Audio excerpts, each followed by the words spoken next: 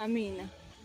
Tunamshukuru Mungu kwa siku njema ya leo. Imekuwa ni Jumapili njema kabisa ya baraka, na hakika tumemwona Mungu ndani ya kanisa la Malango ya Baraka Christian Center, na tuko na mtumishi wa Mungu mwimbaji Sala.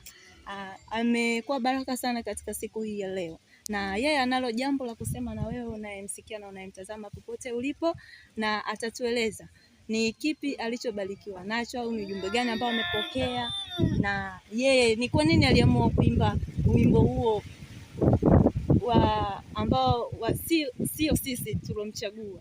Ni maana gani au ni kipi kilimgusa?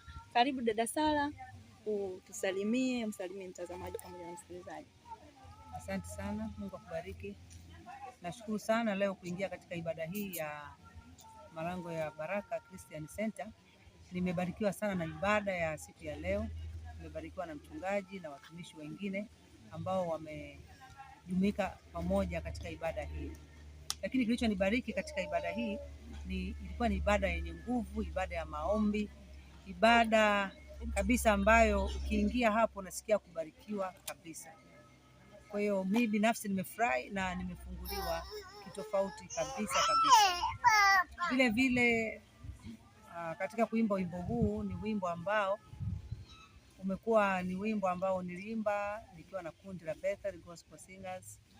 Umekuwa ni wimbo ambao ni wa baraka. Kwa niliimba ni wimbo wa utumishi, kwamba sio sisi tuliomchagua Yesu, kwa maana kwamba sisi tulichaguliwa na Yesu, tulichaguliwa na Mungu ili tufanye kazi hii. Amina. Stop kidogo da Sala.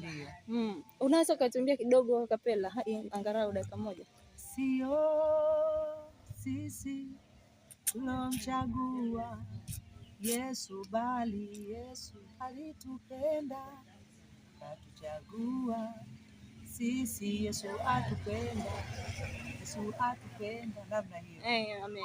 Naamini hapo aliyesikia ameelewa na kukumbuka kabisa. Endelea, karibu.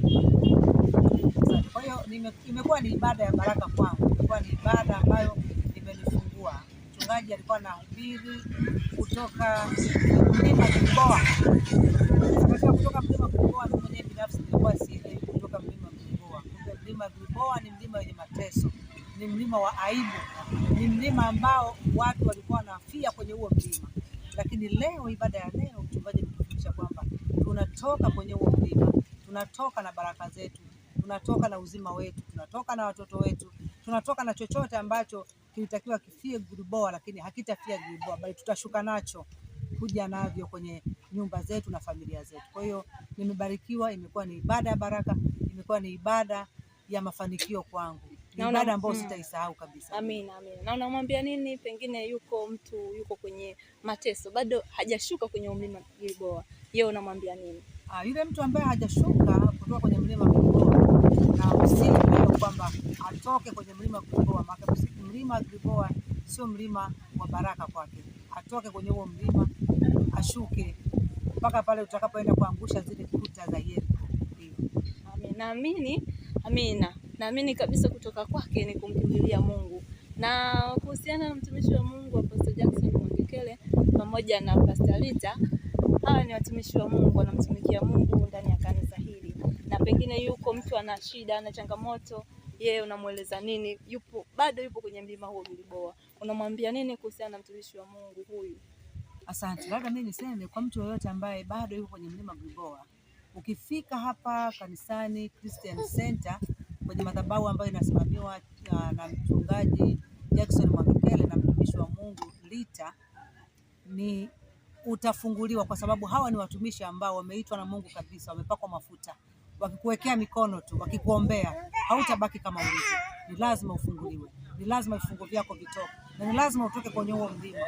Kwa hiyo popote ulipo, usiache kufika kwenye ibada hapa Christian Center Chanika. Njoo kabisa, utakutana nao watumishi wamepakwa mafuta kabisa. Ni watumishi wa Mungu. Mungu anawatumia kwa viwango vya juu kabisa. Hutajuta kukutana nao. Amen. Amen. Barikiwe. Amen.